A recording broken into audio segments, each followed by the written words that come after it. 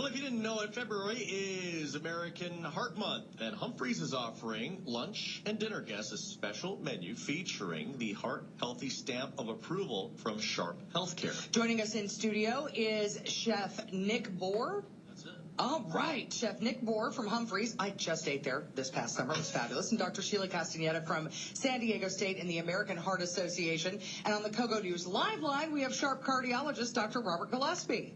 Hello. Hi. Good morning, everybody. Good morning. So, first of all, I want to let me ask the doctor who's on the phone, how important is our diet when it comes to having a healthy heart? Extremely important, but may I just make one point? The day after the Super Bowl, many of us are having that stock market lull that you mentioned earlier in your broadcast, and meaning that we may feel some level of guilt, but that's okay. We shouldn't let guilt overwhelm us because it's okay to have a day where we enjoy ourselves. We should incorporate that in our everyday diet, so we'll have those days that we take off. But it's extremely important that we maintain a heart-healthy diet to minimize all sorts of cardiac conditions, including coronary disease and developing atrial fibrillation and other conditions. And I can be more detailed as if you prefer that I do that when you ask me. Well, I think that's some pretty good detail right there. That's what most people can understand. Yes.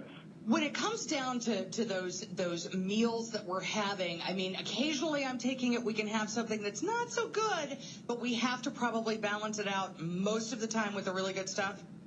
Absolutely. And when we talk about good stuff, we're looking at, remember, when we eat, it's a lifestyle. When we go on a diet, it doesn't work. We have to do something we can handle on a regular basis. Other than those days that we have fun, which we occasionally, we should eat a diet that's high in fruits and vegetables. We want to make sure that we minimize saturated fat. We want to keep a low sodium diet. And a lot of this information we can get from the dietary guidelines that are set up every 5 years for healthy American eating. And you can go online and look that up at any time. But the most important thing is trying to also minimize sugar. I think sugar has gotten off the hook for many years, and now we're realizing that to keep our weight under control, it's extremely important that we minimize the intake of sugar. Now, Chef Moore from Humphreys has brought some meals in. And tell us what you've brought here and how they're healthy. Well, I mean, to be honest, it was a huge challenge for me to put down the salt, the sugar. All of the things that we all love so much. Yeah, it was very educational for me as a chef. I was able to step outside the box, choose ingredients that were healthy. I actually did a ton of research. Thank God for Google. And I managed to find those, different sweet spots with natural nuts rather than the salt. A lot of olive oil, no butter. Putting away the butter is difficult for a chef. Yeah. And then just to me as a chef, the variety of flavor on the plate is important.